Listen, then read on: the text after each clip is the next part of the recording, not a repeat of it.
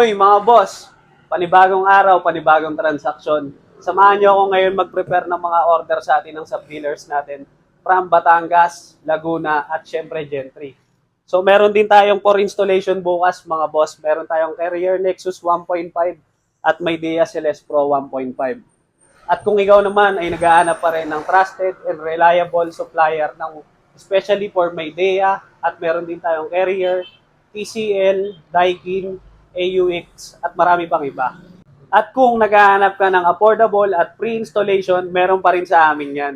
Pre-installation for first 10 feet at pre-indoor breaker at syempre pre-delivery on selected area. Para naman sa mas convenient na pagbabayad, meron pa rin tayong GCash, Maya, bank transfer at kung installment naman ang hanap mo, meron tayong Skyro financing at credit cards.